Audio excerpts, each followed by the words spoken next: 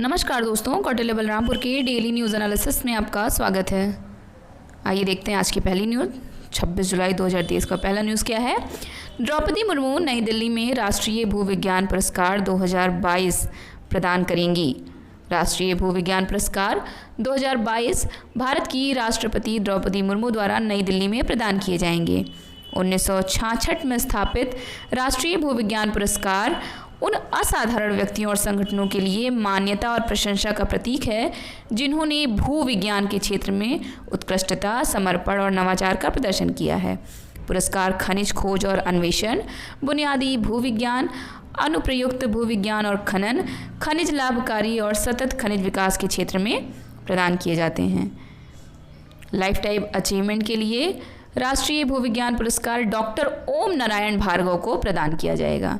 ये पिछले 4 दशकों में हिमालय में अपने अग्रणी काम के लिए जाने जाते हैं।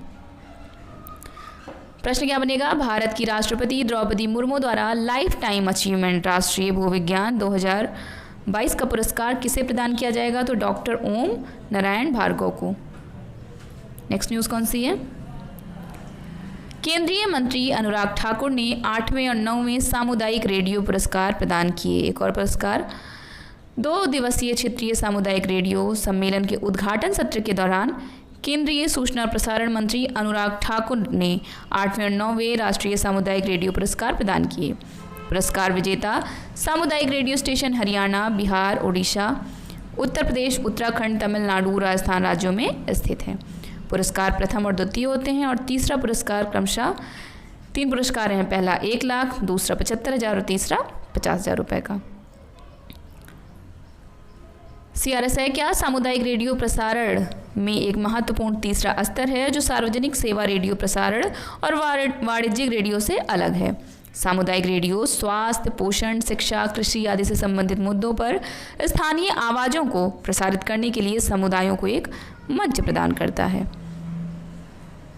क्वेश्चन क्या है। किस राज्य के रेडियो स्टेशन ने मोस्ट इनोवेटिव कम्युनिटी एंगेजमेंट श्रेणी के तहत सामुदायिक रेडियो पुरस्कार का पहला पुरस्कार जीता। उत्तर प्रदेश। उत्तर प्रदेश वो राज्य है। अगली न्यूज़ कौन सी है। जम्मू भारत की पहली कैनबिस मेडिसिन परियोजना का नेतृत्व करेगा। केंद्रीय राज्य विज्ञान और प्रौद्योगिकी मंत्री जितेंद्र सिंह ने पुष्टि की कि भारत की पहली कैनबिस मेडिसिन परियोजना जम्मू में शुरू की जाएगी। यह परियोजना आत्मनिर्भर भारत में महत्वपूर्ण भूमिका निभाएगी क्योंकि यह विभिन्न न्यूरोपैथियों आदि के लिए डिज़ाइन की गई निर्यात गुणवत्ता वाली दवाइयों का उत्पादन करने में सक्षम होगी। CSIR या IIIM जम्मू का कैनबिस रिसर्च प्रोजेक्ट भारत में अपनी तरह का पहला प्रोजेक्ट है जिसे प्रधानमंत्री नरेंद्र मोदी के नेतृत्व में एक कनाडाई फर्म के साथ निजी सार्वजनिक भागीदारी में शुरू किया गया है, जिसमें मानव जाति की भलाई के लिए विशेष रूप से न्यूरोपैथी, कैंसर और मिर्गी से पीड़ित रोगियों के लिए दुरुपयोग करने की काफ़ी क्षमता है। प्रश्न क्या है। भारत की पहली कैनबिस दवा परियोजना कहाँ शुरू की जाएगी, तो जम्मू में शुरू की जाएगी। ठीक है। अगली न्यूज़ कौन सी है। प्रधानमंत्री नरेंद्र मोदी गांधीनगर में सेमीकॉन इंडिया 2023 का उद्घाटन करेंगे। गुजरात के मुख्यमंत्री भूपेंद्र पटेल जनता के लिए एक विशेष प्रदर्शनी का उद्घाटन करेंगे जो सेमीकंडक्टर्स की निर्माण प्रक्रिया और इस क्षेत्र में हुई प्रगति के बारे में जानकारी देगी। सेमीकंडक्टर क्षेत्र में शामिल Foxconn, micron, AMD, IBM, Marvel जैसी अग्रणी कंपनियां सेमीकॉन इंडिया 2023 में भाग लेंगी। गुजरात सरकार ने सेमीकंडक्टर नीति का अनावरण किया, एक रणनीतिक पहल जो घरेलू सेमीकंडक्टर चिप विनिर्माण क्षेत्र के भीतर त्वरित और समावेशी विकास को बढ़ावा देने के लिए राज्य की प्रतिबद्धता को दर्शाती है। प्रश्न क्या बनेगा। प्रधानमंत्री नरेंद्र मोदी किस शहर में सेमीकॉन इंडिया 2023 का उद्घाटन करेंगे, तो गुजरात के गांधीनगर। अगली न्यूज़ कौन सी है। भारतीय टेनिस खिलाड़ी सुमित नागल ने टाम्परे चैलेंजर 2023 जीता। सुमित नागल ने सीधे सेंटो में फिनलैंड में आयोजित चेक गणराज्य के डेलिबोर स्वेरसीना को हराकर टैम्पियर ओपन 2023 का खिताब हासिल किया है। यह सुमित नागल का कुल मिलाकर चौथा ATP चैलेंजर खिताब था। रोम में खिताब के बाद यह सीजन का दूसरा चैलेंजर खिताब था। 2023 का टाम्परे ओपन ये 41वां संस्करण था। स्थान कहाँ हुआ? फिनलैंड के टाम्परे में। चैंपियंस एकल में सुमित नागल भारत के, युगल में सिजमन कीलन जो पोलैंड के हैं, और पियोट्र माटुजेवस्की ये भी पोलैंड के, युगल में इन्होंने जीता है। प्रश्न क्या बनेगा? 2023 टाम्परे ओपन में एकल खिताब किस भारतीय खिलाड़ी ने जीता? तो सुमित नागल ने जीता। अगली न्यूज़ कौन सी है? 5वां हेलीकॉप्टर एवं लघु विमान शिखर सम्मेलन जुलाई 2023 में आयोजित किया जाएगा। नागरिक उड्डयन मंत्रालय, मध्य प्रदेश सरकार, पवन हंस और federation of Indian chambers of commerce and industry संयुक्त रूप से मध्य प्रदेश के खजुराहो में 5वें हेलीकॉप्टर और लघु विमान शिखर सम्मेलन का आयोजन करेंगे। कार्यक्रम का विषय क्या है? अंतिम मील तक पहुंचना, हेलीकॉप्टर और छोटे विमान के माध्यम से क्षेत्रीय कनेक्टिविटी। इसका उद्घाटन केंद्रीय नागरिक उड्डयन एवं इस्पात मंत्री श्री ज्योतिरादित्य एम सिंधिया करेंगे। शिखर सम्मेलन के व्यापक उद्देश्य हैं, जैसे भारतीय हेलीकॉप्टर और लघु विमान उद्योग की विकास कहानी पर चर्चा करने के लिए सभी उद्योग हितधारकों और नीति निर्माताओं को एक साझा मंच प्रदान करेंगे, सुदूर और पहाड़ी इलाकों में उड़ान योजना का दायरा बढ़ाएं और देश की ग्रामीण से शहरी कनेक्टिविटी का विस्तार करें। क्वेश्चन क्या है? मध्य प्रदेश के खजुराहो में 5वां हेलीकॉप्टर एवं लघु विमान शिखर सम्मेलन का विषय क्या है?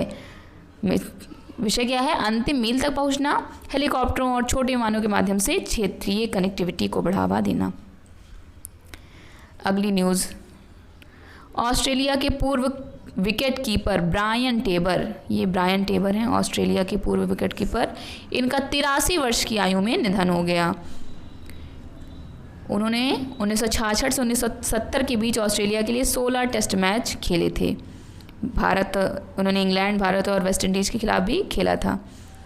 प्रश्न क्या पूछा जाएगा? ब्रायन टेबर जिनका हाल ही में निधन हो गया, किस खेल से संबंधित थे? तो क्रिकेट से संबंधित थे। अगली न्यूज़ कौन सी है? भारत अर्जेंटीना जैव प्रौद्योगिकी और कृषि क्षेत्र में युवा शोधकर्ताओं और स्टार्टअप के द्विपक्षीय आदान प्रदान के लिए सहमत। भारत और अर्जेंटीना विशेष रूप से जैव प्रौद्योगिकी और कृषि के क्षेत्र में युवा शोधकर्ताओं और स्टार्टअप के द्विपक्षीय आदान प्रदान पर सहमत हुए हैं। दोनों देशों ने विज्ञान और प्रौद्योगिकी और जैव प्रौद्योगिकी क्षेत्र में शिक्षा, अनुसंधान और विकास संस्थानों और उद्योग के प्रतिनिधि मंडलों के बीच व्यापक वार्ता आयोजित करने का भी निर्णय लिया है। यह बताया गया है कि भारत में दुनिया का तीसरा सबसे बड़ा स्टार्टअप पारिस्थितिकी तंत्र है और संस्थागत विश्वविद्यालयों और बहुपक्षीय मंचों जैसे विभिन्न स्तरों पर संयुक्त अध्ययन और सहयोग की भारी संभावनाएं हैं। भारत अर्जेंटीना का चौथा सबसे बड़ा व्यापारिक भागीदार है, जिसका द्विपक्षीय व्यापार वर्ष 2022 में 6.4 बिलियन अमेरिकी डॉलर के ऐतिहासिक शिखर को छू रहा है। प्रश्न क्या बनेगा? भारत और अर्जेंटीना किस क्षेत्र में युवा शोधकर्ताओं और स्टार्टअप के द्विपक्षीय आदान प्रदान पर सहमत हुए हैं? जैव प्रौद्योगिकी और कृषि। अगली न्यूज़ कौन सी है? बॉम्बे और आंध्र प्रदेश उच्च न्यायालयों को नए मुख्य न्यायाधीश मिले। राष्ट्रपति ने न्यायमूर्ति देवेंद्र कुमार उपाध्याय और न्यायमूर्ति धीरज सिंह ठाकुर को क्रमशः बॉम्बे उच्च न्यायालय और आंध्र प्रदेश उच्च न्यायालय का मुख्य न्यायाधीश नियुक्त किया है। 6 जुलाई को भारत के मुख्य न्यायाधीश DY की अध्यक्षता में सुप्रीम कोर्ट कलेजियम ने 7 उच्च न्यायालयों के लिए मुख्य न्यायाधीशों की नियुक्ति की थी। न्यायमूर्ति रमेश जी धानुका की सेवानिवृत्ति के परिणाम स्वरूप हाल ही में बॉम्बे उच्च न्यायालय के मुख्य न्यायाधीश के कार्यालय में एक रिक्ति उत्पन्न हुई। न्यायमूर्ति उपाध्याय को 2011 में इलाहाबाद उच्च न्यायालय के न्यायाधीश के रूप में नियुक्त किया गया था और वह अपने मूल उच्च न्यायालय में वरिष्ठ न्यायाधीश हैं। प्रश्न क्या पूछा जाएगा? बॉम्बे उच्च न्यायालय के मुख्य न्यायाधीश के रूप में किसे नियुक्त किया गया है? तो न्यायमूर्ति देवेंद्र कुमार उपाध्याय को। अगली न्यूज़ कौन सी है? लियोनेल मेसी को इंटर मियामी का नया कप्तान नियुक्त किया गया। 7 बार के बैलन डी'ओर विजेता लियोनेल मेसी को इंटर मियामी का नया कप्तान नामित किया गया है। इस महीने की शुरुआत में अमेरिकी क्लब में शामिल हुए मेसी ने मियामी के आखिरी मैच में मैक्सिकन क्लब क्रूज अजुल के खिलाफ पदार्पण किया था। मेसी ने रिकॉर्ड 7 बैलन डी'ओर पुरस्कार और रिकॉर्ड 6 यूरोपीय गोल्डन शूज जीते हैं। इंटर मियामी है क्या? Inter Miami fort Lauderdale Florida में स्थित एक अमेरिकी पेशेवर फुटबॉल क्लब है। 29 जनवरी 2018 को स्थापित हुआ। Owner David Beckham, George Moss और जोस मॉस हैं। अध्यक्ष डेविड बेकहम हैं। मुख्य कोच जेरार्डो मार्टिनो हैं। प्रश्न क्या बनेगा? अमेरिकी फुटबॉल क्लब इंटर मियामी का नया कप्तान किसे नियुक्त किया गया है? तो लियोनेल मेसी को नियुक्त किया गया है। आज के वीडियो में बस इतना ही। कल हम लोग 27 अगस्त की न्यूज़ को एनालिसिस करेंगे। तब तक के लिए ऐसे हमारे कंटेंट को देखते रहें। Thank you so much.